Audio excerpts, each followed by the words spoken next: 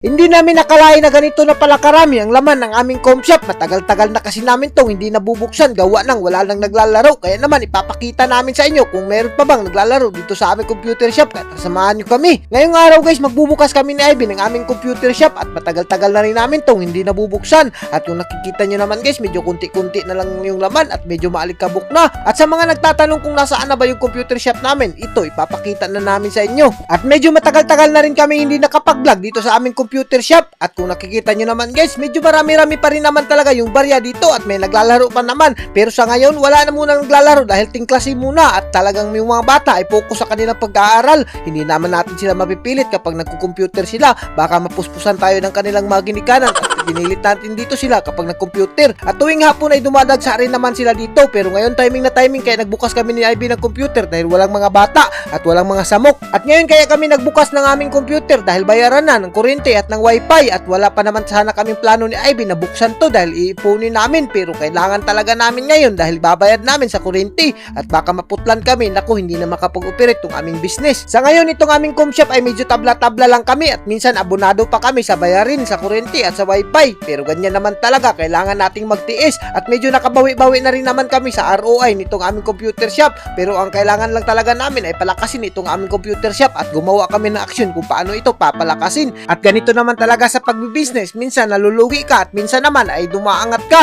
Ganyan naman talaga, dalawa lang yung kapaingnan mo. Pero kami ni Ivy, hindi pa rin kami sumusuko. At least naman kahit papaano meron kami papaabutin dito sa aming computer shop. Kahit minsan ay nalulugi na kami, pero okay lang yan. At least naman makikita natin na meron pang barya dito sa ating computer shop. At kapag nagbukas talaga kami ng aming mga barya, sinasama na rin namin ang aming piso wifi at pati yung aming tubigan. At ito nga pala yung aming piso wifi at medyo bago pa to, kaya naman hindi pa kami nakakabawi dito. Pero goods na goods pa rin yan. At least naman nararagdagan yung ating income. Sa ngayon kasi medyo mahina pa yung mga computer shop, gawa ng meron pang mga pasok yung mga bata. Pero sa susunod na mga buwan ay magbabakasyon na at medyo lalakas na naman tong ating computer shop. At maniwala lang tayo sa ating pinapatayong negosyo. Ganyan naman talaga ang negosyo. Talagang kailangan mong sipagan at kailangan mong magtiis para umangat ka at kumita ka. At as you can see naman guys, yan yung nakita namin lahat na barya at pinuptos na nga namin sa silupin dahil papapalitan na namin yan sa tindahan at talagang ibabayad na namin yan sa kuryente at napagtulong-tulong na rin kami para mas mapadali. Basta kami guys, lagi lang kami naniniwala kahit paunti-unti lang, at least meron tayong pinapaabot. At speaking of pinapaabot, kung umabot ka sa video na to, huwag mo nang kalimutan mag-share, baka ikaw ang isa namin mapili na bigyan ng mapahalipay. At hanggang dito na lang kami. Shout out sa inyong lahat. Mabuhay kayong lahat.